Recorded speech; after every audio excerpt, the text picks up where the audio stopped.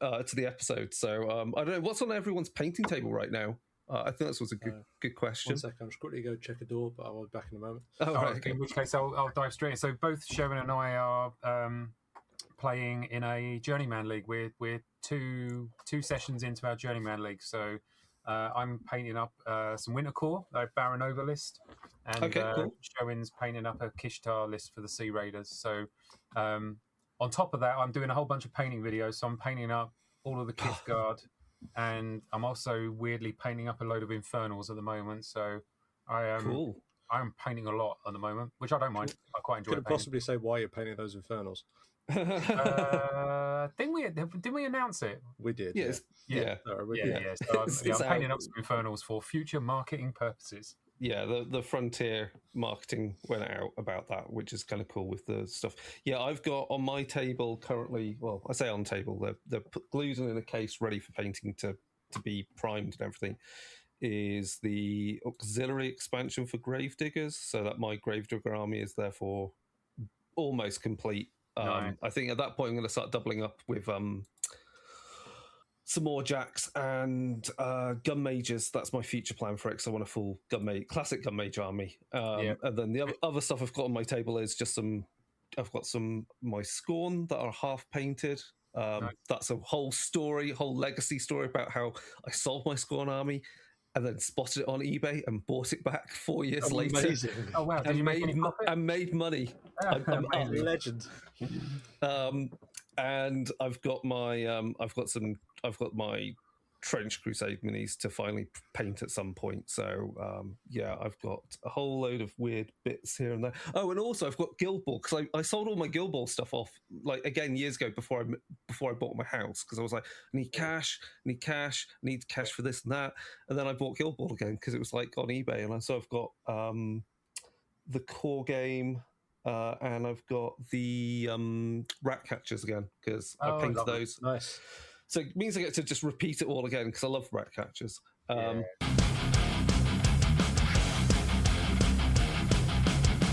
Yeah, cool.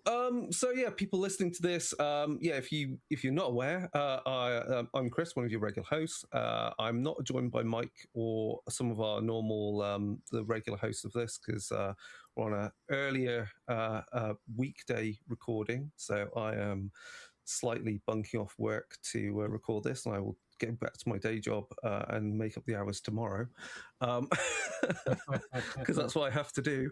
But I'm joined by Matt Hart, co-founder and creative director of Stephen Bush Games, and I'm joined by Sherwin Matthews, who, would it be right to say, narrative lead for the Iron Kingdoms in general? Yeah, I think that's appropriate. That sounds good. Yeah, because you're, what you deal with regards to the lore and pushing the narrative on is not just restricted to Warmachine, but it's restricted to the ballpark that I've had the joy of dabbling in as well, which is the Iron Kingdoms RPG, which is cool, and I'm keen to know where that's going at some point. But obviously, I'm not aware, but I'm ready to put get a pen ready to do work in future on that when the opportunity arises, hopefully.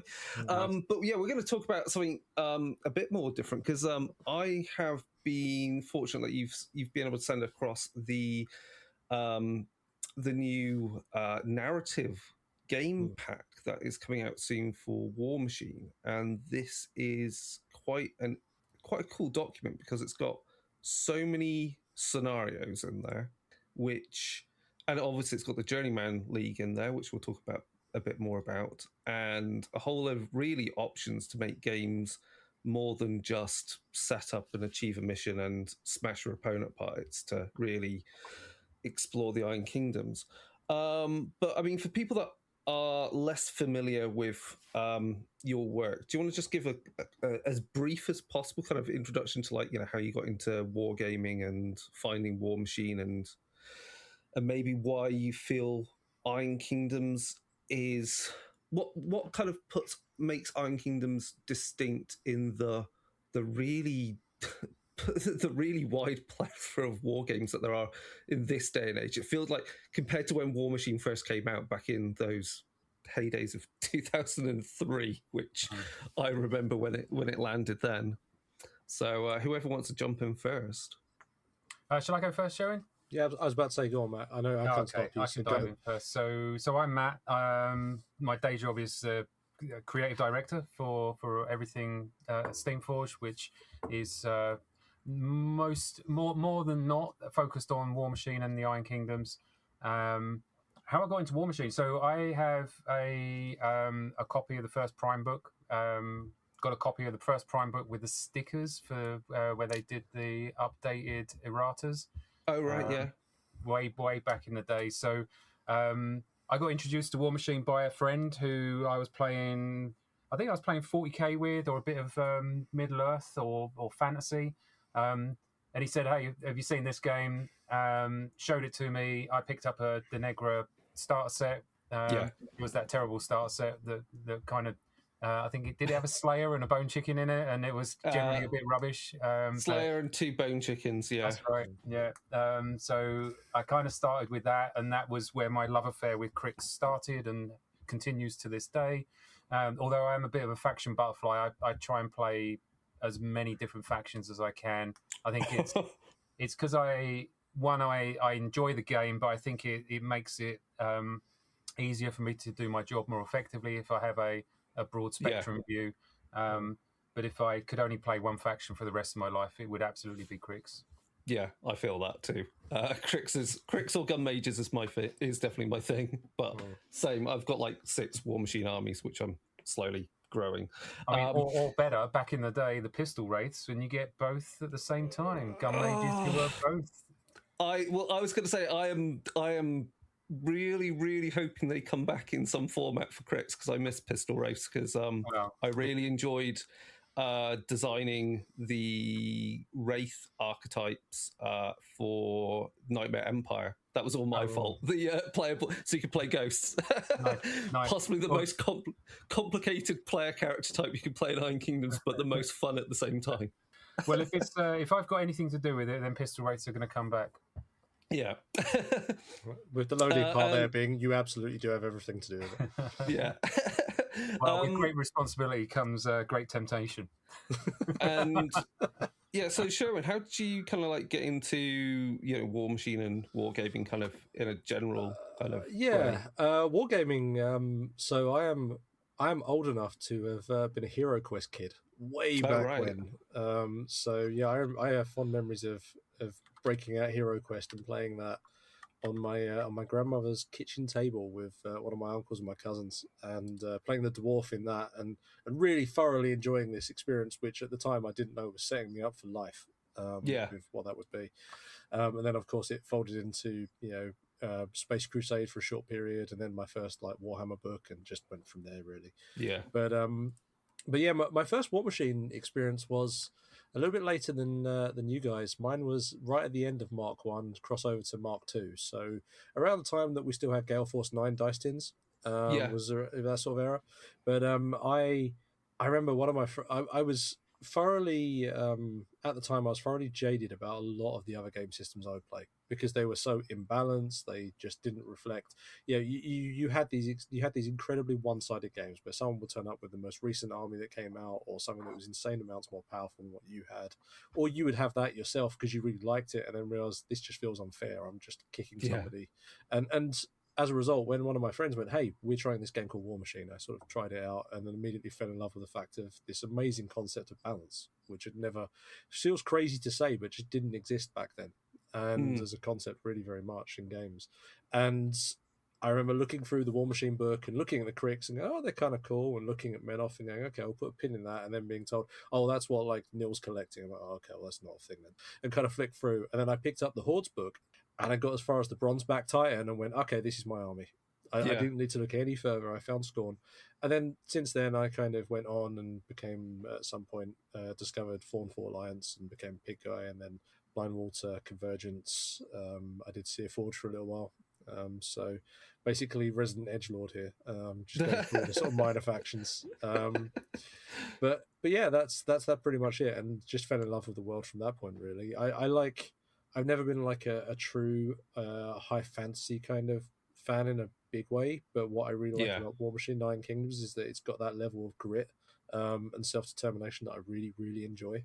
about what the setting has, and I think that layers in so nicely as well with the aesthetics and the overall look of what the game is as well. I love the skirmish format. I love the feel that it's so easy to create cinematics in Warmachine, and I think that's key.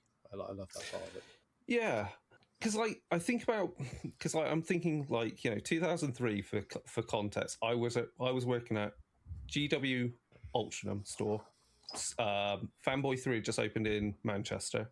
That's where I got picked up the Signal starter set, and I guess the only stuff that was on the shelves at the time, other than the usual suspect, was Confrontation, as which are designs which again people still kind of look back to. And then I guess I'm trying to think of the other ones that were out at the time. Was it Void or something like that?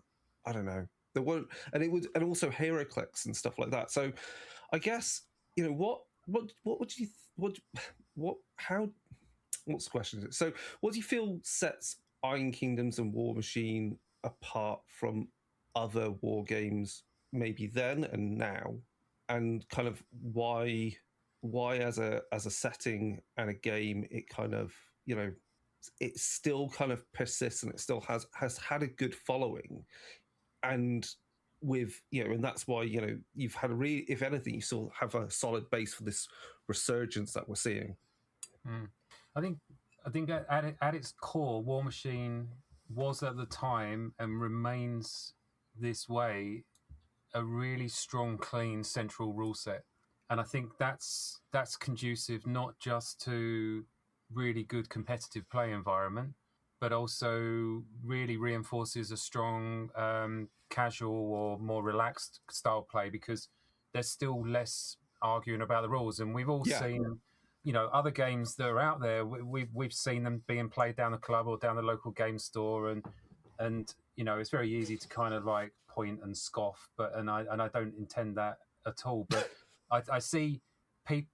There's a lot of games that you play with one hand because the other hand is holding the rule book open at a certain page, and you're playing the rest of the game with the other hand, and I think that's because it's very easy to add complexity and think that you're enhancing the design of a product, but you're kind of not. I think what you're doing is you're weighing it down, and unless you're really, really skillful about how you layer on all this additional value detail, you can start straying into areas where the game has too many grey spots, or it's a bit woolly around this bit, or every time you see something that sort of says, hey, if you're not sure, just roll a dice to see what happens. And you're like, I feel like you've kind of failed a little bit at that point. It's a bit of a cop-out, yeah. I'm desperately hoping that we don't have a section like that in the... I don't remember ever reading that in the Warmachine rulebook. So you're good I've never seen something like that. I've never seen... Aesthetically, the thing that I now, even to this day, see really hooking people in is there's a certain je ne sais quoi about, like, is it sci-fi? Well, there's guns and there's robots and there's stuff like that. Is it fantasy? Well, yeah, there's dudes with swords and magic spells going around. Is it, grimdark? Well, yeah, it's a bit grim and gritty, but is it funny and light? And yeah, there's troll bloods and pygmies and stuff like that. So it's kind of got everything. Yeah.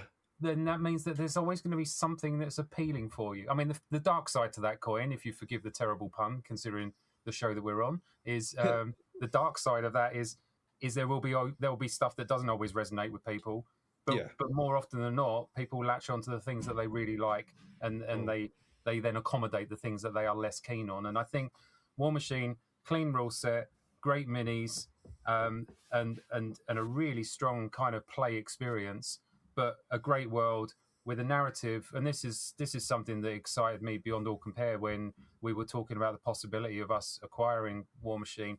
Was it's you mentioned earlier, it came out beginning of the 2000s. This is a 25-year-old game. This is a game that has heritage and history, and the world building that has happened is almost impossible to replicate right now. Like, just the amount of words that have been written about the Iron Kingdoms and the amount of stories that people have told and continue to tell at their gaming tables is just vast. And I think when you're new to Iron Kingdoms and you suddenly get a sense of how deep and rich it is, you realize that actually the verisimilitude of the world just becomes much more vibrant, much more real, much more distinct. Look, we all know that we're playing in a fantasy world with space dollies, right? We know what we're doing, but we're suspending our disbelief to take us into a place where we can let our imaginations run riot, and we can tell stories, which is a fundamental human nature. That's stuff that we want to do deep in our core, and Warmachine is just so accessible for so many different ways to satisfy whatever you want as a gamer. You want to paint cool minis, got it. You want to play great competitive games, got it. You want to play casual games that are fun, got it. You know, it's kind of, I think it's everything really. I really struggle to come up with a counterbalance to that. I'm clearly in love with the game. Yeah, no. I think that covers a lot of things. I think you're right about because I mean, my kind of assessment of it, and this is because I freelance on other RPGs as well, and so have to like go, let's try and turn this thing from this war game thing into a role play thing, and then you're looking at the rules and so forth, and trying to understand the setting more and so forth. And I think over the last couple of years, and with Warmachine coming back, and it's kind of having that fresh look at the system and seeing how other things have evolved, I think you're right about how it is very clean. And I feel as a software engineer, that's why I love Warmachine, is because it's so clean. It doesn't have what we call technical debt, where you've gone, we'll do that because it patches this, and it's like you haven't thought in a year's time that's going to bite you on your ass, and there's going to be some horrible edge cases that suddenly all blow up in your face. And then I think you're right with the setting wise. Like, I think people can be quite quick to think, it's just steampunk fantasy, but it's like, but it isn't, because I often really try and sell it as like, imagine Sharp, but with Tolkien elements, but you've also inverted some of the Tolkien elements. Like, elves aren't the oldest race. They're still assholes, but they're not the oldest race. Right. And you don't have orcs or things like that. So there's some things that are familiar, but other things that aren't. So it's quite refreshing. And a selling point, which I've been doing, been pointing a lot of painters towards, is also like, I find, and this is something I think Sherwin, like with Iron Kingdom's Requiem, and working with Matt Gates on like that, is trying to make the setting feel, actually highlighting how it's always actually in some respects been quite inclusive as well, compared to a lot of legacy fantasy settings and sci-fi settings, like the whole plethora of like, let alone female characters, but then we've also got people who are, in terms of sexuality, it's just such a great setting in that sense. I know, Sherwin, what's your view on what you feel like sets Iron Kingdoms apart from other games out there? I think just going to gameplay for a second, I think one of the things that I love so much about Warmachine, because much like you guys, I've been playing obviously since way back when, as said, but the moment I started playing it, the moment I realized this is a game that actually encourages me to get good at it. It encourages me to play it more, to think about it more, to reward me. There's a variety of different ways it does that, and it's cool. It really works. Like, it's something where every time I finish a game, I've unlocked something. I understand more about how a model works. I understand more about an interaction that happened. I kind of want to go away and not necessarily refine, because that kind of gets this idea that you're always trying to build the best list. But I can go, this is really awesome.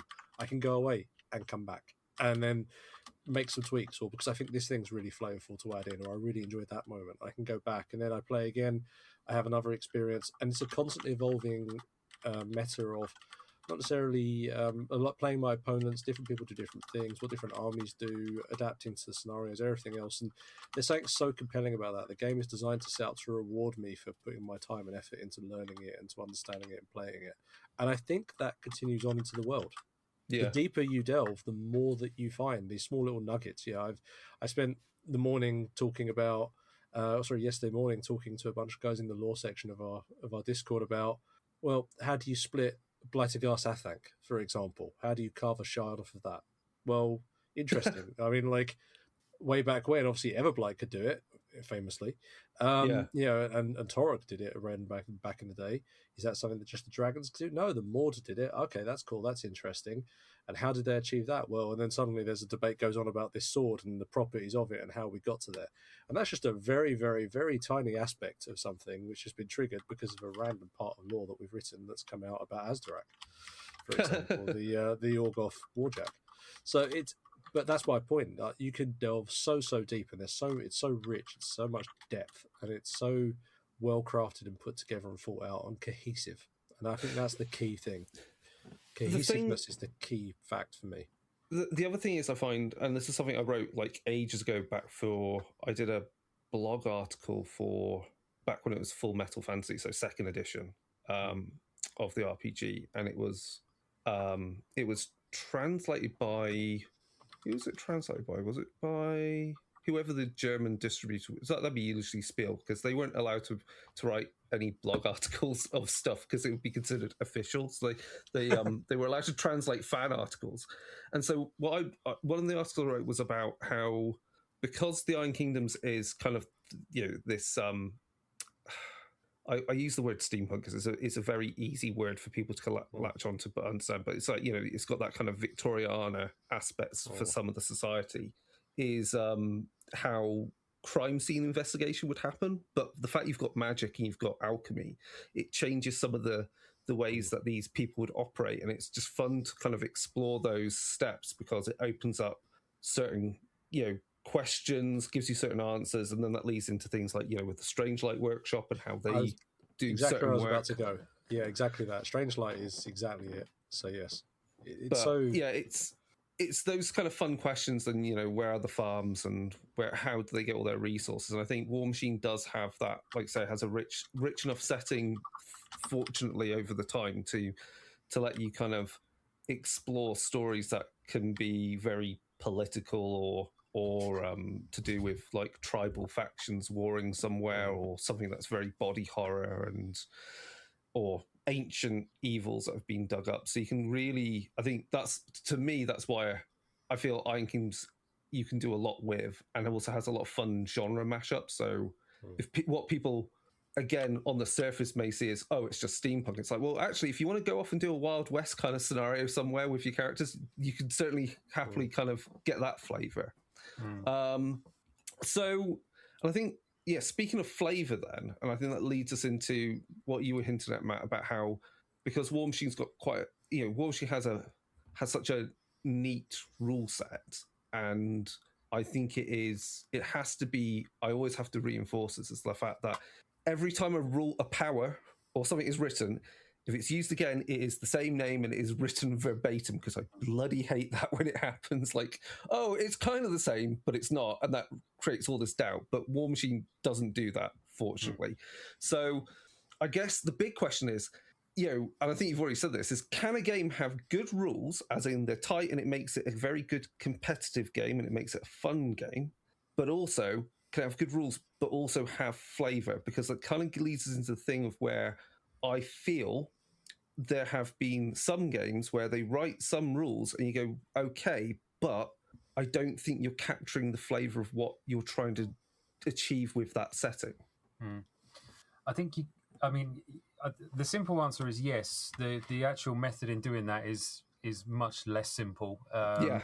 I think whenever you're designing anything, but in particular a war game, or specifically a war game, there's a constant series of trade-offs that you've got to make, and so you trade off cleanliness with flavor, for example. So you could have 10 different ways that a model can respond if a friendly model is taken off the table, or you can, and so you could have 10 different ways. So, you know, one might be they get extra damage on their to hit rolls, and they get to make an attack, or they get extra damage, you know, they get extra damage, or they get to make a move, and then they get to make a hit, and blah blah blah. Or you can have one which is called vengeance, and you consolidate it all down, and every model that you want to have this kind of last hit back style effect gets vengeance. Yeah. So if every model has vengeance, then you've removed some flavor in pursuit of the cleanliness. Whereas if you go the other end and you have a bespoke instance of vengeance that's particular to the model or unit that it's actually on, you can inject a huge amount of flavor, but then you lose the cleanliness. So for me, it's always, I think it's a constant state of balance. And I think this is human nature, is that we want to get to a point where the world is just right. And then if we don't touch anything, then we can just live in perfect peace and harmony for the rest of our lives. And all of us live our lives in a perpetual state of trying to pursue this, and fundamentally realizing that the world doesn't stay the same and doesn't stay still, and you're constantly having to rebalance. So I think a war game needs to exist in this place of imperfect balance, where we know that it's not perfectly balanced, but we know how it's not perfectly balanced, and that's kind of fun to explore and play out. And then as the meta evolves, or as the play styles evolve, you then slightly tweak the balance to adjust to that and to take it into a different direction. Again, keeps it fresh, keeps it exciting, keeps it new. And I think pulling the levers between cleanliness and flavor injection, and sometimes you're pulling both and sometimes you're just pulling one, I think it's constant maintenance, I think is the way that you can achieve it. But yeah, simply put, you can absolutely do it. It just takes hard work. Yeah, definitely. It feels it. And I guess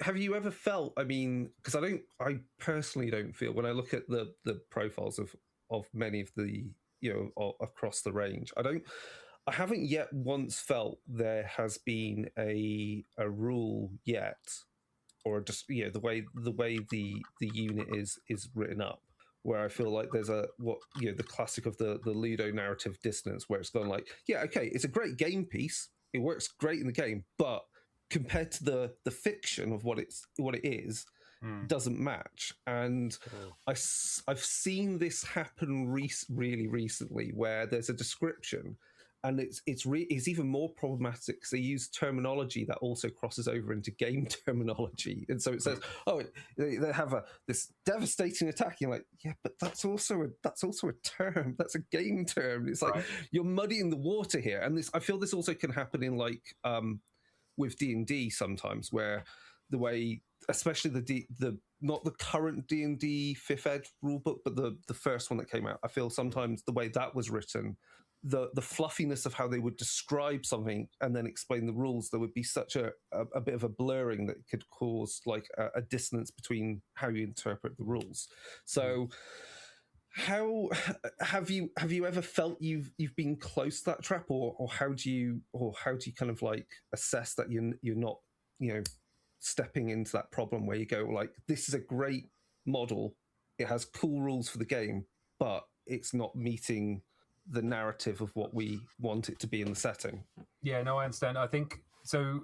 We've talked about this certainly internally quite often, by way of recognizing what our creative process is. And I think the very best model, very best kind of things that we can create for a war game are things that have a strong visual signature, a strong resonance in the narrative, a strong place in terms of the gameplay, but also a strong flavor in terms of the gameplay itself. And they should all be mutually supportive of each other. And in order for that to happen, it doesn't really matter where you start the journey, but you have to go round the roundabout a few times. Yeah. So we tend to, take Guild Ball, for example. We would have sometimes Doug, who was our artist on Guild Ball, he would send me a picture of just some crazy idea he had. I'm like, dude, I love that. Right, we're going to come up with this. I'm going to give him a cool name. He looks like he could have these kind of abilities. Right, let's get that into test. So that the start of that model was literally the visual, and then the other one may be, hey, we need this model for this.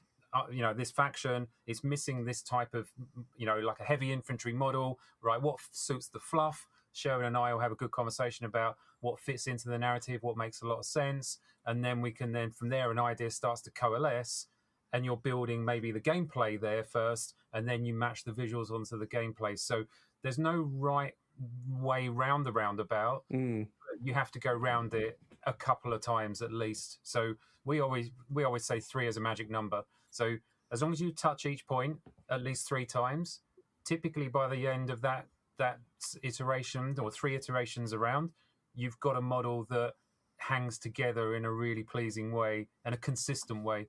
And that's just the way that we approach it. I'm sure there's a a dozen different ways of skinning that cat. But that's how we go at it. And I think I'll just quickly add on to the end of that as well, is that doesn't just happen with creation. That also happens whenever we do something like we just had the January balancer errata, for example, and this is the sort of conversation we have then as well. For example, Shadow Tongue and his undead crew, for example, purely came out of the lore because we talked about what are the cool ideas we could do for this warlock. And the conversation was actually, let's throw this into the mix because this is how Shadow Tongue is represented in the story. Like, this is the piece. We kind of all read through it, enjoyed it. I went, let's bring that to the tabletop. So it's more, there's a connection here. This feels like more tangible as to what this model is and what the backstory is and the flavor. And I think that's the sort of thing where we can always look to kind of further bolster what that connection is, which is always good. And then I think just to kind of like cap off this whole thing about, because like obviously there's plenty of podcasts and YouTubes which are really much more go really heavy into the mechanics of Warmachine, and I kind of straddle that weird world where I'm like, I like the narrative space more. But what do you think is from your opinion, what are the core elements of Warmachine that makes it that really capture what Warmachine is? Because I think this comes from the thing of like how there's a Facebook group that I follow, which is please play another RPG, which is like, they're always like, oh, let's do Cyberpunk using D&D. Oh, and then there'll be someone doing like, let's do this using D&D. It's just like because I'm very much a rules matter type person, because like I love how in Vampire the Masquerade 5th edition you've got hunger dice. That's a tangible way of telling you your vampire's getting very hungry and is about to lose their cool and do horrible stuff. And what do you think in a similar way at the heart of the Warmachine mechanics is kind of like reinforces what Warmachine is in terms of of the setting and the game together? Well, I think the most obvious one is the interaction between like warcasters and warjacks. That's at the very, very core, and dare I say that's unique to Warmachine. I'm sure there's parallels in other games, but the resource management now, but right, thanks to Warmachine. Certainly at the time, your action economy was largely tied into the game world through the narrative. Which is pretty powerful, really. So you've got a core economy going on in the game around which the game hangs. So I think that's the most obvious one that kind of leaps to mind.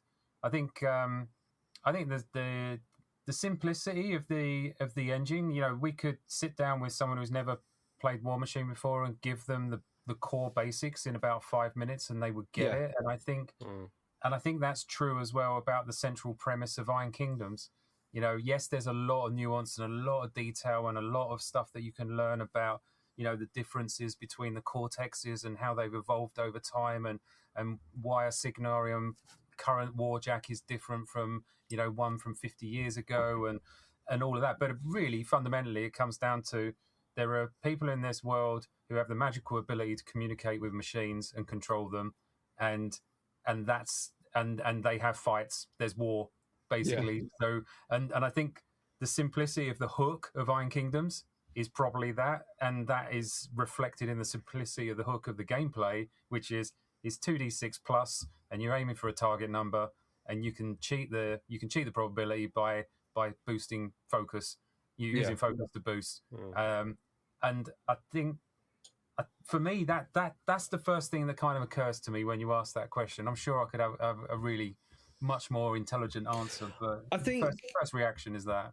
Yeah, because I mean, the other one that comes to mind, I think, is and again, it's you look at other games out there. There are games that I enjoy for different reasons. They solve different types of problems for game design, and the other thing I think that Warmachine does that's interesting, which I feel is, I think it's the way the warjacks and warbeasts are damaged, because of course it makes them feel like you can tear chunks off them and they're still pretty dangerous almost to the very last hit point.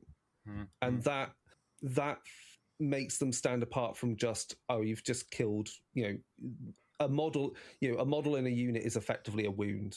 It's more than that, and that I still feel has been, that's still what captures the core of Warmachine. While since first edition onto fourth, we've shaved off the things that were nice but didn't add too much to the game. Because I was looking over first edition, it's like we had psychology, we had things just running away. I remember that.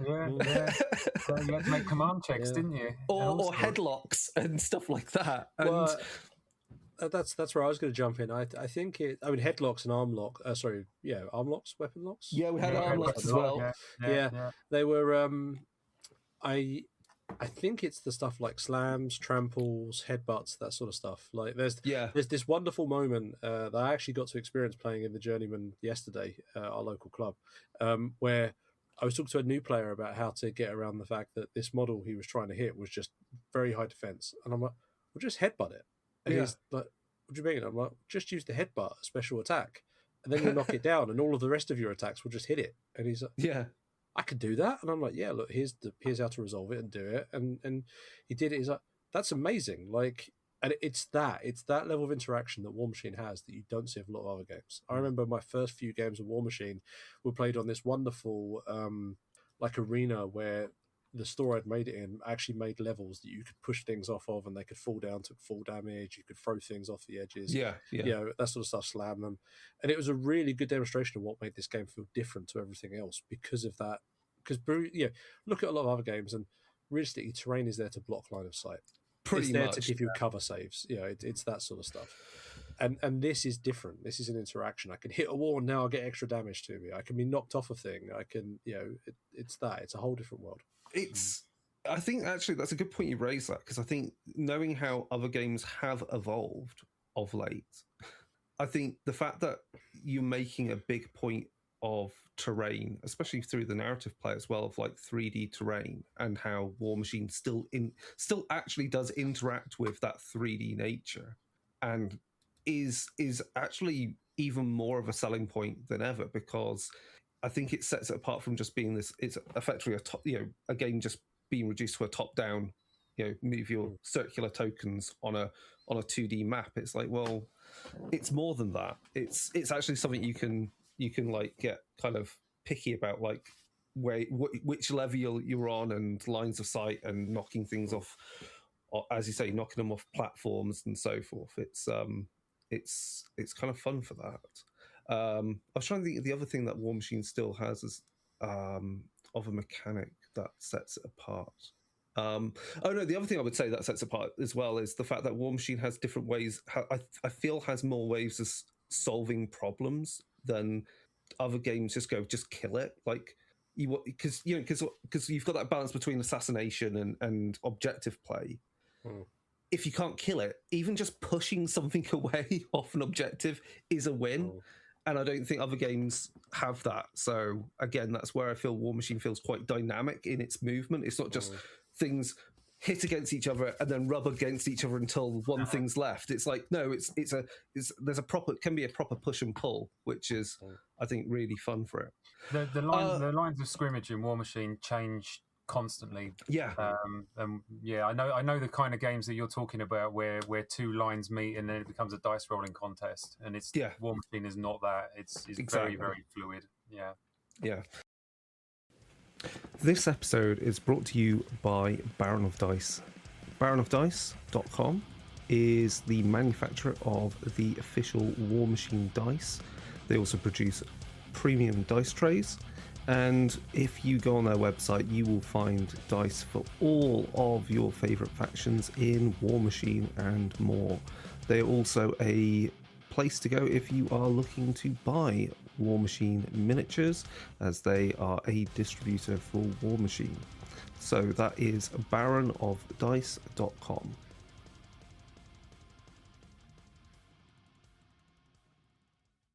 Okay, so casual play with the whole casual game play pack. I mean, we've got a few different things in here. We've got the Journeyman Leagues, which is, essentially just the an update and reiteration of what Journeyman Leagues have always been, but updated for the modern rule set. And then we've got a whole load of casual play scenarios, which I guess are achieving something different from Steamroller. So we'll talk about that. And then, of course, we've got campaign play. So what is your... I get, because it was quite... You made a big point of it at Adepticon last year, is that, you know, you really wanted to make casual play and narrative play like big features of Warmachine be as well as the competitive play element. So what was kind of your main kind of like, you knew you got it right, this pack right. How did you feel it achieved those goals, or how did you set your how did you set your goals for it? God, that's a really good question, and I love it. I think, how did we know we got it right? I think the acid test is, and this is a weird reference I've used many times before, and no one else clearly read the Substack that I read. But we eat our own dog food, so we basically, when we're playing those scenarios and we are enjoying them and actively seeking them out to play 50-point games because we just like that format and that's that size of game, and maybe we've only got an hour and a half to kind of play a game and we just want to get down to it. But if I can see me and the dev team and the wider playtest circles that we use all wanting to play these scenarios, well, that's probably the greatest indicator that we're onto something, because I think it's very easy for people who are into Warmachine and very quickly realize that 100 points is the current competitive standard point format, and therefore they map that across as being the standard way that you play Warmachine. And if you're not playing 100 points, what are you doing? And all of that. And I've seen it down at the club where, you know, someone who might be playing another game system sees people having some fun, comes over, tries to have a game. Next thing you know, they're sitting in front of 100 points worth of Signar trying to work out what the bloody hell's going on. Yeah, right. And while they're trying to learn a game and they've got all of this stuff. It's just, you know, it's too much. And I think for me, as someone who's played Warmachine a lot, knowing that 30 point, 50 points, certainly, you know, as I say, Sherwin and I are, you know, a couple of weeks into a Journeyman League, loving it. Absolutely. I love this point level. So to get the scenarios right for that point level means that they need to, there's going to be a lot of similarities with the Steamroller style scenarios, but the Steamroller scenarios are designed for a much wider battlefront, which is why you have a lot more width in those scenarios. You have more scenarios because you've got more equity with which to contest those scenario points.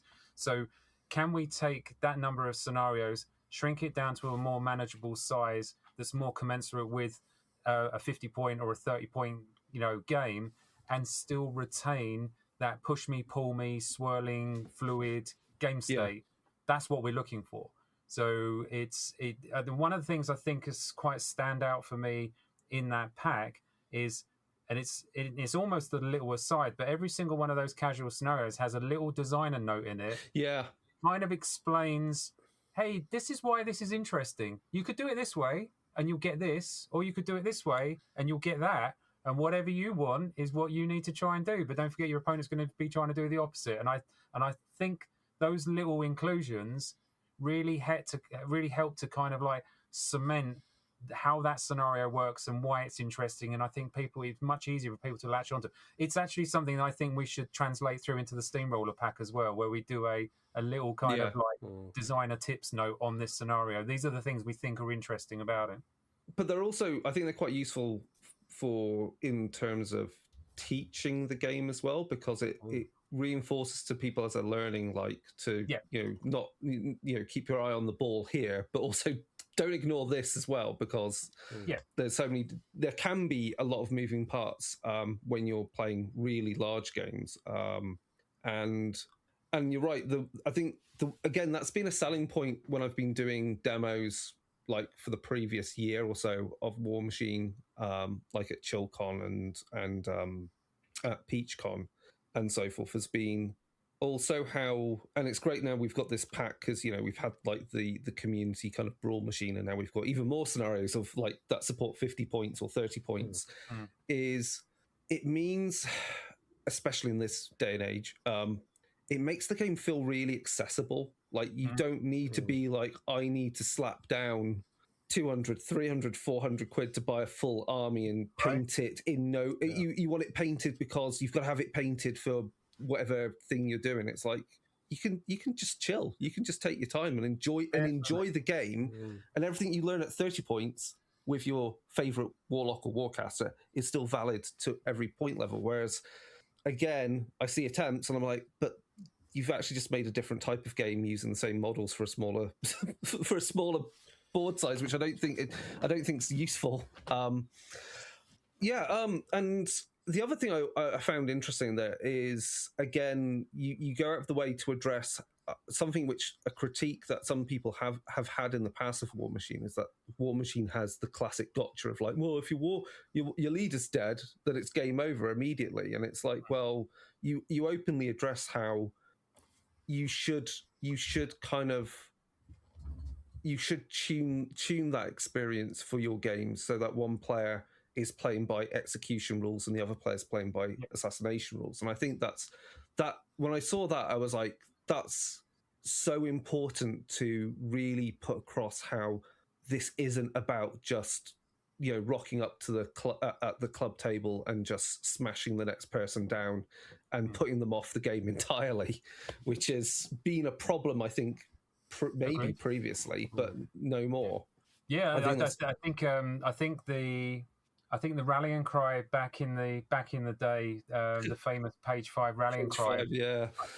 I feel slightly mixed about that because I think the sentiment with which it was written originally was taken in the wrong direction and amplified in the wrong way. I don't think that was the intention right at the beginning. I think it was more about don't play defensive, play aggressive, play front-footed, get in there and get stuck in because this is a game of aggression.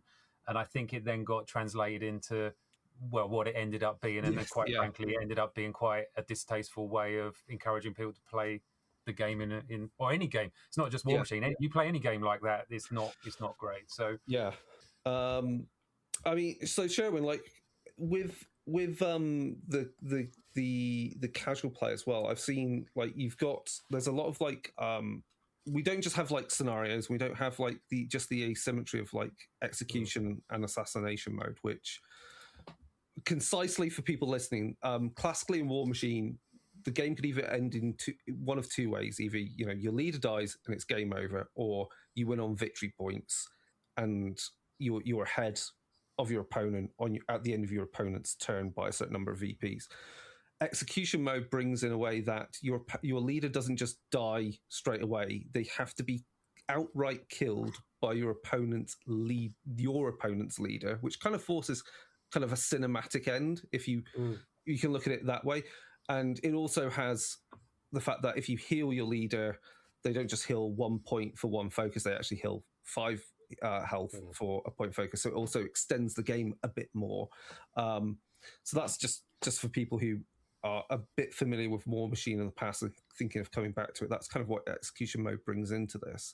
But then we've also got like whole tables to really just like mess up the scenarios and make it a bit more make it even more interesting for people who are really familiar with the game. So kind of how do you even work out what's a good effect to put in the game? Because some effects could be really, really great for half the armies and an absolute pain in the backside for another third of the army. So how do you know you've kind of got the right balance of these random effects that could be in play? I mean, the obvious answer is playtesting and seeing what experiences happen, but outside of that slightly accidentally flippant sort of way of replying to it, I think some of it is embracing the fact that you can never make a truly completely balanced pack when you're looking at something like this. There are so many armies, you cannot possibly make something that works equally for Signar and Kador and Dusk and Etal, and continue ad infinitum. There are so many different armies, there are so many different options. But in the overall balance, it's understanding that hardship, if you want, or that deployment of that actually makes what the narrative experience can be. It actually makes it more entertaining. It results in the narrative of the game. You know, Yeah. think about Warmachine has always stood out for me as one of those games where more than most other games I think I play, I've always had people go, "Oh, do you remember that game where X happened?" For example, Yeah. one of the first things that we were at the Welsh Masters last year, and one of the guys who's organising it was describing a game that he played with me somewhat 10 years ago as being one of the most traumatic experiences he's ever had playing Warmachine, because I had old Scorn Hexeris' feat, Hexeris 1, where I took control of his own army and basically daisy chained back through his own guys, killing each other. And he described it as like the most horrific experience ever, in a way that was very, it's very jovial.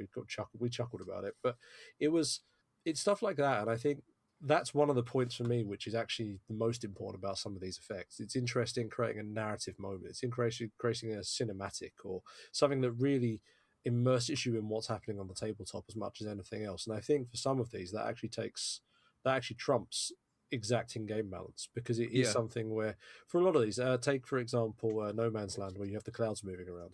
You could absolutely look at that and say, oh, well, that's going to create a cloud wall for someone, and that's going to therefore protect one army, and that's slightly unfair. But they move, and suddenly also that what protects one person also protects the other if they're advancing up behind it. And one of the games we had in testing where someone's going, oh, I've got this cloud wall, and their opponent's like, cool, but you didn't read the rules. At the end of the turn, they all move, and suddenly the cloud wall just parts.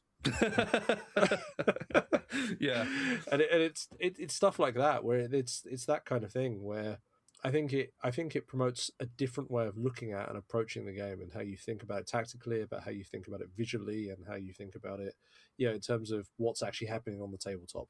And I think that's super important, more than anything else when it comes to these tables. I do want to add a point on there, because I think there's an interesting insight into, again, part of our design philosophy, and it's basically a two-stage process, and I think one of the ones is a belief that the fun of a model is the delta between its strongest strength and its weakest weakness. Yeah. So if you take take chess versus drafts. So if you take a knight's strength is it has like non-orthogonal movement. It can jump over things and it can move in unexpected ways. But its weakness is it has only a limited number of squares that it can get to, so you can actually block a knight off. Well, that's quite an interesting amount of gameplay. If you compare that with a single draft, it can move in one of two squares generally, either to the left or to the right, and that's about all you get. And if you get to the end, then maybe you can kind of like transform it into a double stack. And I think one is clearly more fun than the other. So I think when we're designing either models or abilities, or in this instance, kind of asymmetric starts to the game or uneven starts to the game, we need to make sure we understand what is the strongest strength of this and what is the weakest weakness of this, and make sure that you have that gap. Now, the reason why that's important, apart from creating that volume of fun to which we can access, is we need to make that fun accessible to both players. Yeah. Now, the player who controls that model will obviously want to have his or her amount of fun on the stronger end of the spectrum, but you need to have counterplay to it. And so your opponent needs to know, hey, if I do this, I can counter it, and that should be fun to me. And it's a bit like I play an awful lot of League of Legends, and I think that the skill shots in League of Legends are some of the most interesting design pieces, because let's say, I don't know if you play League, but the character Blitzcrank comes out and he's got a rocket grab. So he fires his fist out, it goes a certain distance. If it touches someone, it drags them into him. And that's cool. So I know the Blitzcrank's coming at me. He's kind of waddling his arms about. I'm waiting for him to start his skill shot animation. He starts his skill shot animation. I'm trying to anticipate it. I'm trying to dodge out of the way. If he gets me, he feels brilliant. If I dodge it, I feel brilliant. But both of us think, oh, that's fair if it went the other way around. If he catches me and I didn't dodge it, I'm like, that's fair. He got me. Good shot, man. And vice versa. And I think when we build anything in a game, you have to think about what it's like to play with and what it's like to play against. So we have a rule in our dev team, which is if you suggest something, you need to play against it first. Yeah. So if you come up with a cool idea for the most maddest stuff ever, Yeah, no worries. You get to play into that and then tell us whether you still think it's the coolest idea in the world. Yeah, right. Yeah. Yeah. There's always that moment of satisfaction I've seen where, you know, thinking back to like classic games of like Warmachine, where it's you survive that hail of gunfire from Kane. And you just feel like, yeah, I've got that one hit point left after he's just blasted me with every single point of focus he's got, and I've survived. And now I get to return, you know, write a firmly written response back to him in the form of a warjack. I think the other thing with the variants and tables, of course, is that while they're random, it should, players certainly should definitely construct, pick what they want from them to construct the actual narrative as well. So you can really then orchestrate what the scenario is and the narrative behind it, and why this battle's occurring in Ord, and why you've got the terrain in a particular way. So we'll move on then. So there's, as I said, there's a whole load of scenarios, and you've got all the casual play scenarios. So, and as you've already pointed out, there's designer notes about how you are expected to play into these. And the one question I had, I don't know whether this was actually whether this was on here. The expected board size of these, is it still 4 foot by 4 foot, or yes, is there any guidance for perhaps, because I feel like 30-point and even 50-point games, there's scope that if you needed to, where you push for space, you could play those games on a smaller space, because of course you haven't got huge armies, so the action is still focused in the middle of the board, more or less. I mean, realistically, you are looking at essentially a 2x2 dedicated play area with an extra little bit on each side. But because we know that everyone who plays Warmachine right now almost certainly has a 4x4 table, we've given those measurements, but the action takes place in that central quadrant more often than not. But it does make it easier for you to, if you are following a journeyman league, to progress through that 30 points all the way up to 100 points and not have to change your terrain or your table size or anything like that. But it could be played on any size mat. I mean, if you've got a 44 by 60 because you play another game system, then just make sure that all the objectives are the distances apart that they should be, and you're good to go. Yeah, I was even thinking because obviously it's a seemingly becoming quite a common board size, as well as even the main, as long as you've got enough distance between the forces at the start, even a 30 by 30 by 20, whatever nonsense number it is, but it still gives you the distance, so you're not on top of each other on turn one, which would be obnoxious for certain armies to have that. Yeah, you need just to save everyone the maths. It's 31 inches between the deployment zones is what you need. Yeah. And of the casual play scenarios, is there a particular one which is you feel like is your favorite, that's kind of in the development process, that you went that one just seems to really be an action-packed kind of scenario to play through? You're asking me to choose a favorite child. Yeah, but you have to answer, because we all do have favorite children. Why have you done this to me? Why have you done this to me? Okay. Okay. I mean, I think for the most part, I'm probably partial to Seize the Initiative. I like in Seize the Initiative how, and this is highlighted in the designer notes, I like the fact that it asks the players to think strategically about, where do you want to put that flag? Do you want to, and it's something where it's not prescribed as in you have, this is where everything goes and play the scenario now. It actually asks you right at the start, before you even got as far as deployment, think strategically. Do you want to potentially isolate part of your opponent's army, or even your, by putting a piece of flag terrain out to one side, or towards their deployment, and keep them out because they'll need to send a whole time back to go protect it?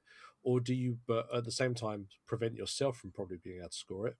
Or do you want to put it forward towards the middle, so that way it's more in play, but it's harder for you to defend yourself? Or and I think that that in itself is an immediate thing that forces the players to make a decision. And there's a reason why it comes later on in the casual play pack, because obviously, not super late, but we envision that players will go, okay, well, let's play the first one. Let's play First Blood, for example, and go from there, and then work their way through. So by the time you've got, and they are designed to work in a way where they introduce, this is the basics, these are this is one scenario, and then this one layers on a fraction more complexity, and then this one layers on a fraction more complexity. So there's a gradual build, and I think for me that one is the first one where we kind of say, okay, cool, now think almost like take the training wheels off a fraction and go, cool, what do you want to do?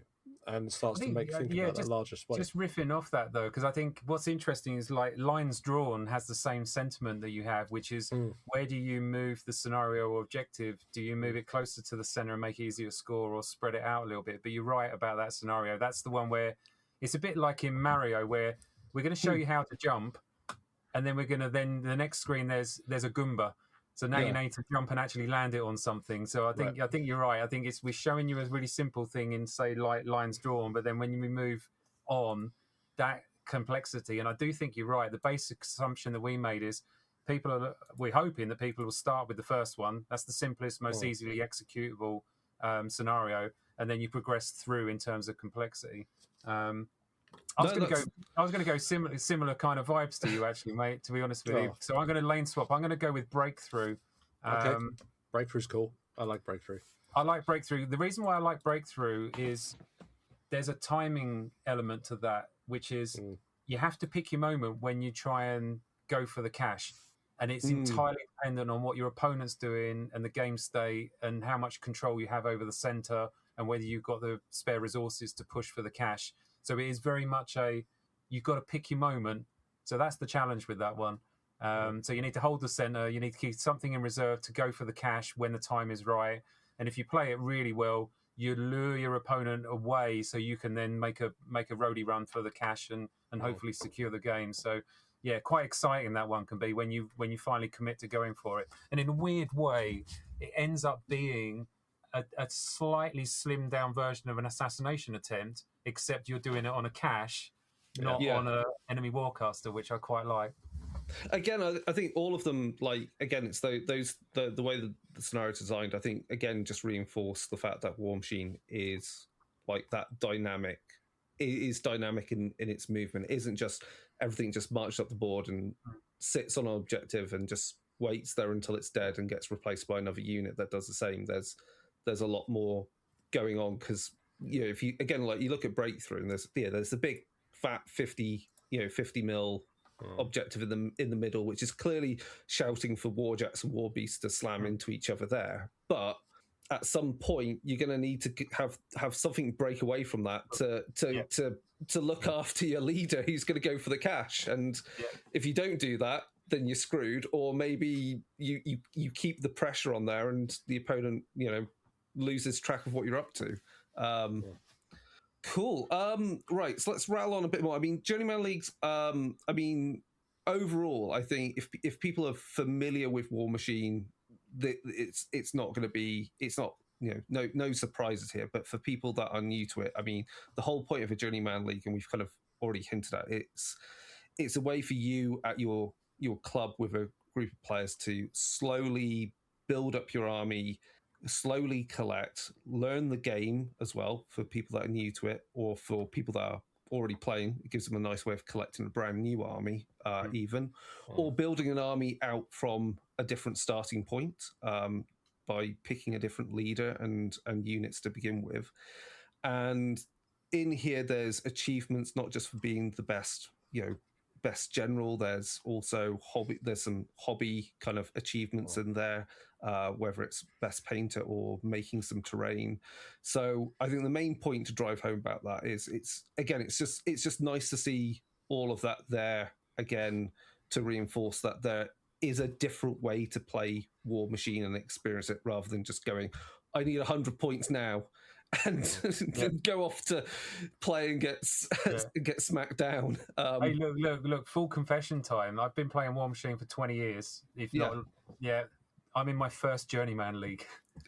Oh, I didn't know that. That's a dirty secret. Yeah. So I mean, look, I've never had access or the desire at any point to play a journeyman, because I felt like being able to bypass that and go and cut straight to the chase. I'm just going to buy my list. I'm going to play my list. But honestly, I cannot recommend it enough. If even with a couple of decades of playing experience, I am thoroughly enjoying the journeyman experience of.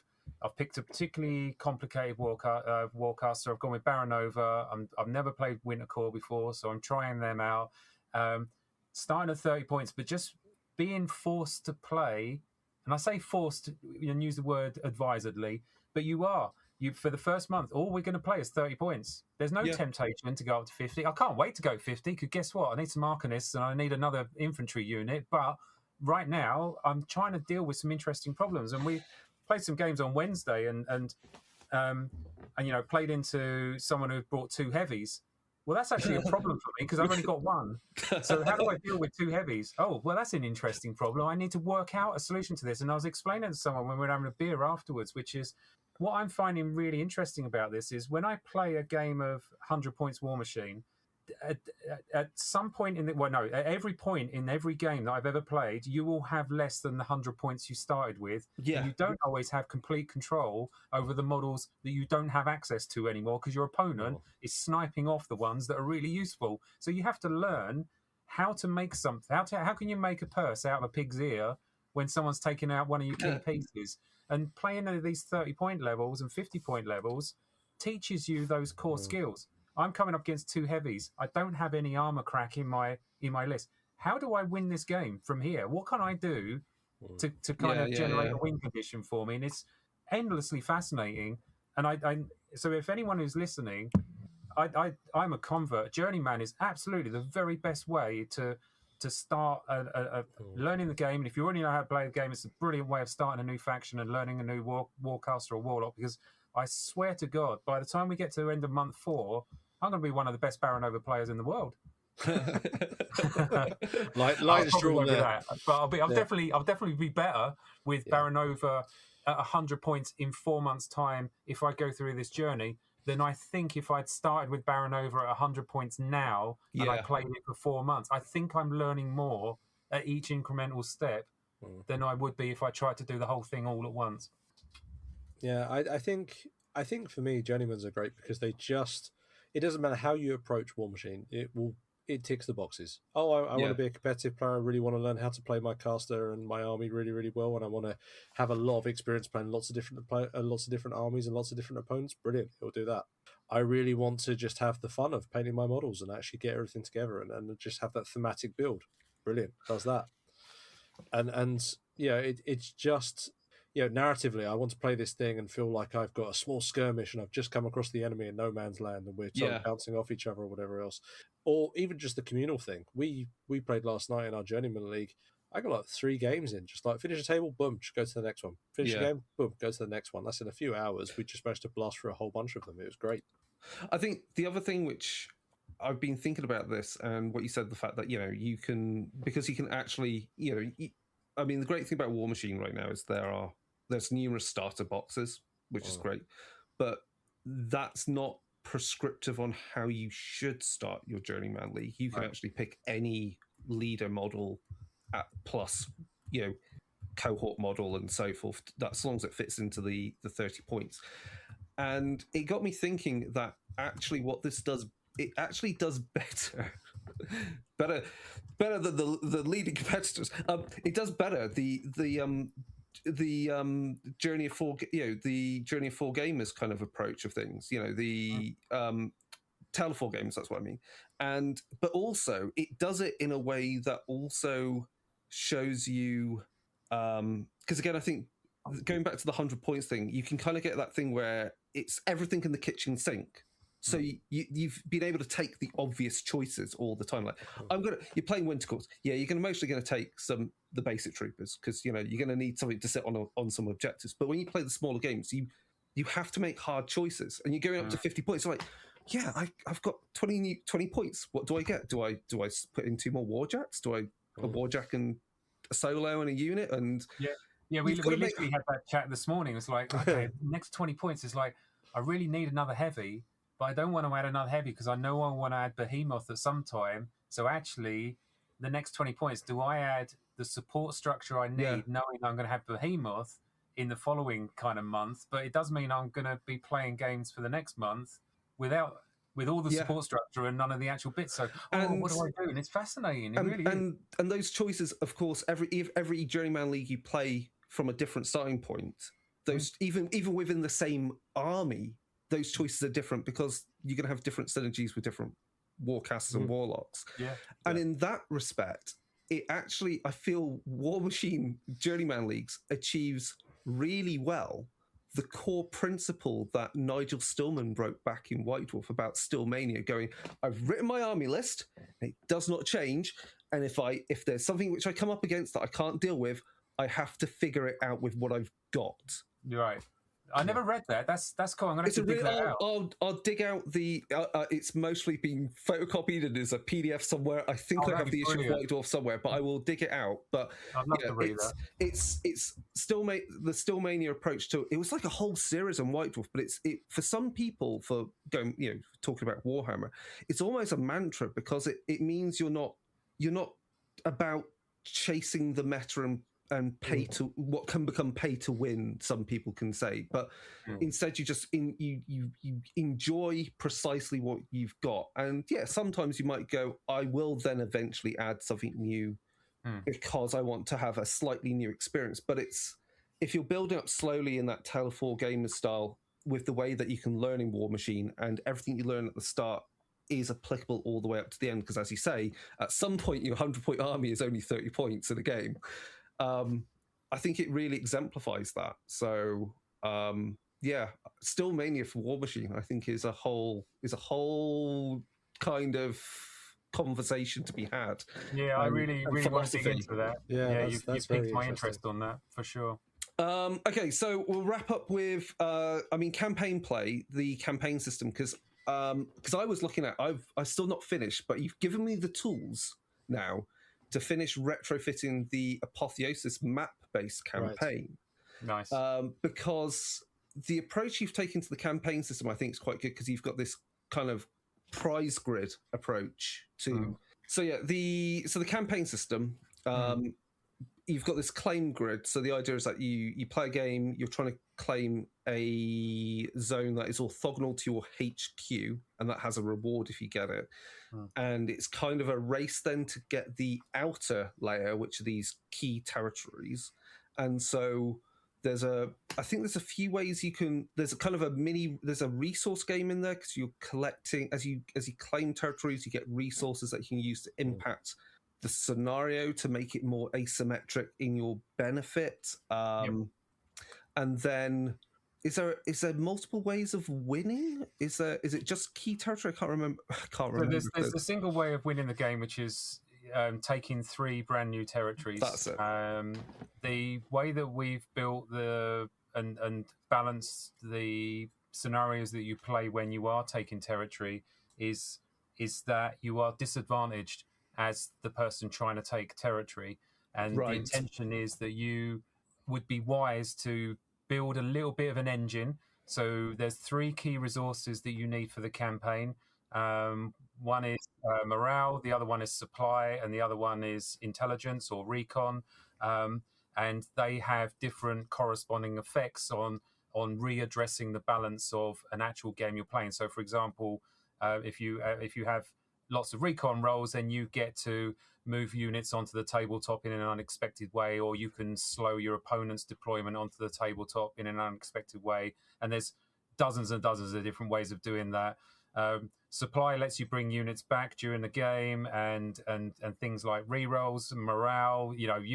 So basically, all of these different elements have their own different way of affecting the game state, and really, typically, you need to get some of those resources in hand to then launch an assault into a territory to take it. But fundamentally, the first person in your group to secure 3 brand new territories is ostensibly the winner of the campaign. Yeah.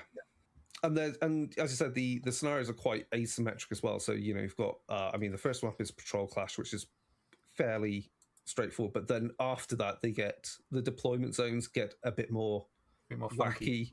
Yeah, definitely more funky. I think the one that I wanted to talk about, which I think is quite interesting because it reinforces. I feel comes back to what I was talking about making reinforce that Warmachine. This edition of Warmachine really is saying use some terrain and make it look cool is high ground, because the idea is that there's some road, but I mean I could see there's no reason why that could not be a river or a rail route through the Iron Kingdoms, and there is a fortification or a hill that overlooks this, and that's where one player will have some of their forces already deployed, and then the rest of the forces of both players are going to be coming on and attacking each other and trying to take control over this. And I just think that's just kind of, it's just nice to see these kind of things in Warmachine again. Well, it's a good example of what we are calling narrative win conditions. And so you're not necessarily tracking objectives and points scoring and who's got what and have you got 3 points more than your opponent at the end of their turn. Fundamentally, is this scenario terrain is the important bit, and whoever's controlling that 2 turns in a row is going to win the game. And it's nice and simple. But what it does is it grounds that scenario in narrative, not in gameplay. And I think what's really important with those campaign scenarios to highlight is whether you're the attacker or the defender is mandated by the choices you have made with your campaign turn. So we're playing a campaign. You decide you want to go and take a watchtower to increase your intelligence quotient. So you're basically going after that. I might be trying to do a resupply or shore up my supply lines. Well, that means I'm going on a supply mission. And so we're going to do a cross-reference and discover that we're playing this scenario. You're the attacker, I'm the defender. But because of the way that it's set up, the situation of the scenario is harmonious and resonant with the decisions that you made. So it's very easy for me to map my own story onto the events of what are happening. And I think that's the secret sauce for this campaign system is individually and in and of themselves, these are solid kind of narrative-y scenarios, but when you then attach them to the grand plan where you're trying to advance your territorial kind of ambitions and improve your position within the campaign, and the fact that the scenario you're playing has a direct correlation with the actions you're taking, the story becomes more real and more personal to you. Yeah. The other thing I think is that across the range of them, it gives you, I guess, the tools to then branch out from it. So if you want to do, rather than doing the prize grid approach to a campaign, and I'd say the Apotheosis style campaign, and actually go, well, there is this type of terrain in this map location. You've got examples here of well, this is what a road does, or this is the type of scenario that would best represent fighting for, I don't know, like trying to think of somewhere near the Thornwoods. What is it? What's the fortress that Alexia hangs out in the first part of Witchfire? But you get the idea. Like you can like start mapping proper locations in a map-based campaign and construct the scenarios out of the pieces that you've put in play here, and think about what's fun to make it an asymmetric and scenario-based battle. Because like say with high ground, with the idea that could be a train, and you could actually have, if you've got the model for it. Actually, no. Speaking, there is a model. There's the STL, isn't there, for a train? Isn't there? I think was it in the grave? So you could actually have that moving along, or be a hazard that as it's moving along and something's on the tracks could get smashed apart. So you could really go to town with these. So yeah, I'm really excited to start playing a campaign with these and utilizing them. Is that something that going forward you'll be thinking of like expanding in some way, like more campaign packs? Yeah, absolutely. So one of the key things I think about Tales from the Frontlines is it's not the only pack we're going to do. there will be others to follow. This is the first. This is the framework, effectively, for us to then expand on. So, absolutely, going forward, there's a whole bunch of ideas that we can certainly build into. Something that came up recently was the concept of doing doubles in some of these, which is super interesting. Another one is obviously faction-specific lookup tables and so on. Yeah. There's a whole bunch that we can explore into what this is. So definitely cool. And then because I don't want to take up too much more of your time, and really kind of launches off this, and where my one hat of being just someone that enjoys Warmachine and trying to get more people to play it, and going back to the other thing which is close to my heart, which is the grand narrative of the Iron Kingdoms. Is there any sort of hint of where we're going with the Iron Kingdoms? Because there's a lot of stuff going on, and I've been doing my heroes and villains kind of stuff, and I'm just thinking some characters are on a real, they're heading towards some reckonings against each other. Because I was thinking Alison Jakes has got a score to settle with Ursus, and the fact he's no longer with Kador and part of Orgoth. Part of the Orgoth. And if in some way Sorsha could come back, good old Commander Sorsha, she also has her axe to grind with him in some ways. I just feel I just envisioned that would be the most girl boss thing in the world would be those two to team up and take that bastard down. Poor Ursus. I mean, I can't say he hasn't got it coming to him. He's not been a good person. What's he ever done to people? Chop them to pieces, murdered entire villages. Although there is that sad moment at the end of the end of Henchild where his axe breaks and he kind of turns into George Clooney a bit. He kind of suddenly sits down and is like, "Why have I done this? What's happened? The red mist has lifted, and now I'm just going to go away. I'm just going to go home." Now he's selling Nespresso coffee on prime time. Exactly. Yeah.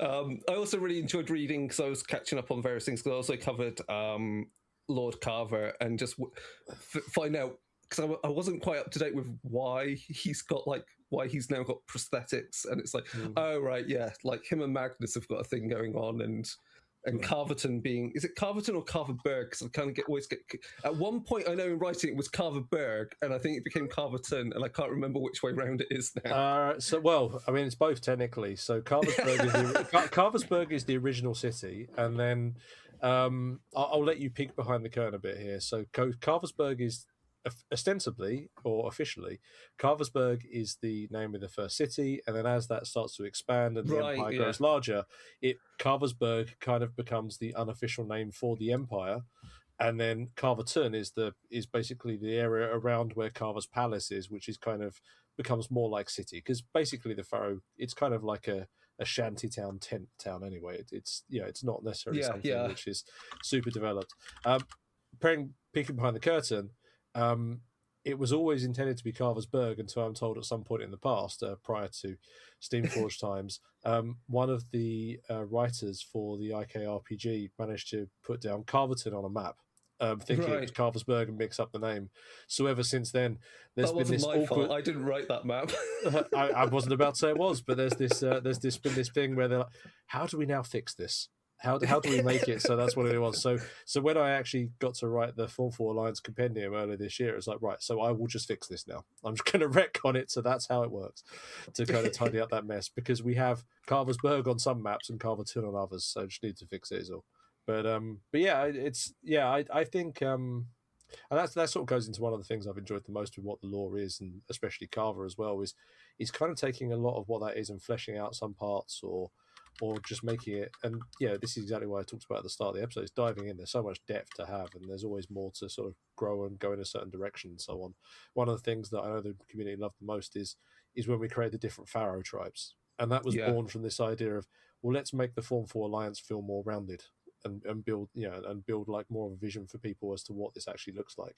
And in doing so, I created kind of these 8 different tribes that aren't exhaustive, of course, but give people a little more of a look. And suddenly it's almost like people are talking about their Space Marine chapters now. Oh, I'm carrying ears. How about you? Yeah, I'm Ashen. I'm Ashen host. That sort of stuff. It's cool. Because I mean that was how I felt when with the Gravediggers, because when they came out, I was like, yeah, but I don't want to paint blue because I've already got a blue army. They're my Storm Legion. So I went back to I think it's the first issue of No Quarter Prime. Yeah. And there's all the different trencher companies. So it's like, yeah, okay, they're ghost dogs. And it's like, and I got to do effectively, I was like, oh, I've itched a scratch by doing a effectively kind of a Space Wolf paint scheme, but like it's Warmachine, so I get to have my cake and eat it now. So by doing that scheme and showing how interesting it is. But yeah, like what is there anything we can tease of where the setting is going, or kind of? I mean, I know there's obviously there's big releases coming up with regard to like the Nis elf. What is it? I can't remember the name. We've got the house. Fane of Nero, and we've got the Orgoth Graveborn. So, like how does their emergence kind of? Is there anything you can say about how that fits into the narrative? Mostly not. I know that feeling getting asked hard questions. Like, can you say anything about this? No. Well, depending on how much people know about Dusk, the presence of Fane of Nero isn't necessarily anything new. They're part of the three ruling houses that rule the kingdom, or necessarily the Empire of Eternal Dusk now. So that's not necessarily that. I don't want to dive too much into the exact machinations, because that is where we get into spoiler territory. I can tell you the next part of what we'll be looking at putting out for fiction is going to be mostly centered around the Kifguard and how they've been drawn into this conflict and so on. And I think that's a follow-on from what we saw at the end of last year's narrative events with Boomhowler being killed by the Cephalix and Crix, or Nicaine very specifically. And so that's been the next little bit. And I'm, definitely having obviously written a whole bunch of that already, and currently still writing more for deployment later on.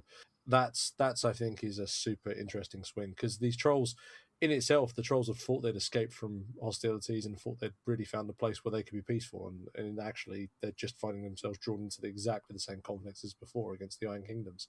So that in itself is very interesting, and I think from there we start to get to the larger question of, well, what does it mean now the Orgoth are here? What's the what catalyst are they in resolving how the Iron Kingdoms, the nations of the Iron Kingdoms operate, how they think, what the experience of the soldiers are, all the way up, and also what their agendas are. And I think that's really where we're going to be going for the next little while with those four in the fiction. Yeah, because that's another thing. Like, I think the setting has evolved a lot in different ways, because like Signar is inching ever more towards like true democracy, because all the nobles got killed off after a large proportion of nobility getting killed off with the Infernal Invasion, and then the plague that happened afterwards, and again the restructuring of like Kador with the armed forces, and again the Empress taking more direct control over things versus the nobility. It's all I think that's the one thing I like about Warmachine as a setting, both playing it and obviously having contributed to the RPG, is it really does feel like it's living and breathing and moving forward. And it's really interesting when you say to people like, oh yeah, there's these old models. Yeah, you see that character? Oh yeah, he's cool. Yeah, but he's dead. He's dead. Like, people die and are gone. And that feels... And it doesn't prevent you still playing the game and enjoying it with them, but it does feel like there's a history being built up, and you're seeing it being built up, rather than just there are characters that you can play and you're basically playing historical Warmachine in a way, weirdly. No, I agreed, and that's part of the vibrancy of it. I mean, it was one of the big things that we did with Guild Ball is when we turned that into our seasons as we had then, and it was very important for us to have this driving narrative that was forward and changed to the world, and also introduced new teams and made more sense for new teams to be introduced. And really, that's what was so compelling for people, because as much as playing the game sometimes, because they want to keep going with what this is and see where it ends. That's the way we're wired as humans, to actually create stories and interact with things, and it's a huge part of the setting, and it's what is part of the reason, one of the reasons why it's so compelling, as you say. It's why we come back to it. Not everyone thinks in narrative sense. Some people obviously purely gameplay related or whatever else, but for others, and I'm going to count you and myself in that, and definitely Matt as well, that's one of the big drivers. I want to see what's happening. I want to see what's going on with these new characters. I want to see what part of the world I'm going to see next. That's really super interesting and cool.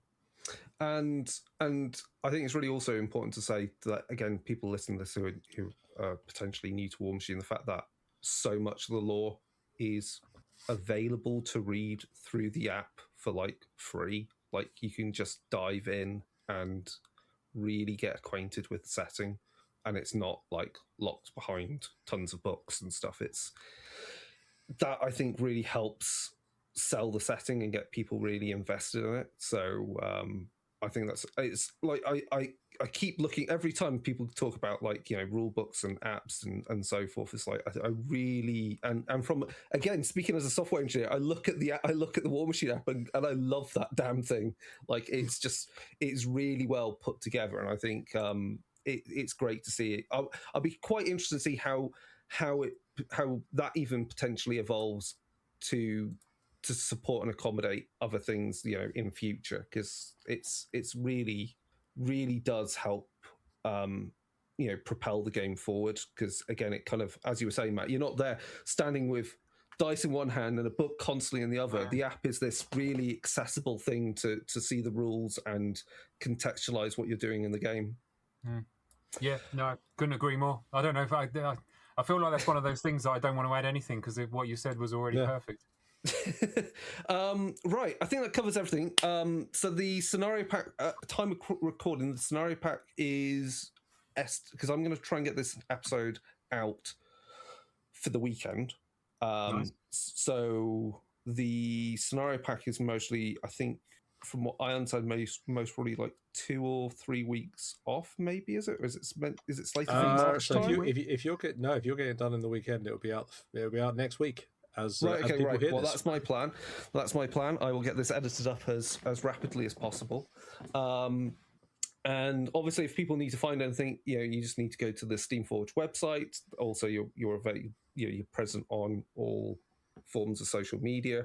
There is a dedicated Discord for Steamforge Games, but there is also a dedicated Discord for Warmachine, which is a good hub of both rules discussion and hobby. Events coming up that are specific. We've got Lock and Load EU. Is there any more news on that can be said? We are not qualified to talk about that. No, well, we are, but we get shouted at by an angry marketing gremlin. We get to go where we're told to go and perform what we're supposed to perform. But no, I think Lock and Load, I think the guys are incredibly excited about the venue that they found. I think it's in Sheffield. And I think they're incredibly excited about the ambience and the look and the feel, but as well as the actual functionality of the space. So fingers crossed it's going to be as good as they say it is. Really looking forward to, like, you know, celebrating the EU or the European side of life. We spend an awful lot of time in the States, and it's lovely hanging out with all our, you know, American and Canadian friends, but yeah, very much looking forward to a European style convention as well. So yeah, I think all the latest information will almost certainly be on steamforge.com. On the websites, yeah, it'd be on there, and I don't think there's been any update to the latest stuff that we put out. So yeah, just get your ticket, come along, play games, hang out, drink beer or tea, whatever tickles your fancy, and we'll play some Warmachine. Yeah. Other events I can say on my front, there is that I'm running demos at. There is KrugerCon in Sheffield, which is my convention that's run by my local friendly gaming club up in Crooks. So I'm running Warmachine demos there. After that, I'm doing on the Saturday of ChillCon, I'm running the Warmachine demos as part of the Outpost demo zone there. Nice. And then there is another event called Lead and Steel, which was originally an Old Hammer event, but I squeezed Warmachine in there, and it takes place at the same venue up in Crooks. So I'm doing that. And I am also at Lead and Steel. I've got a whole load of ancient Citadel models. I'm going to say here, I've got a whole load of like really old stuff that I am selling. They were given to me by a friend, and I'm selling to raise money for Cancer Research UK, because I've had 2 friends both go through cancer treatment recently, so that's the plan for that. Rough. Yeah.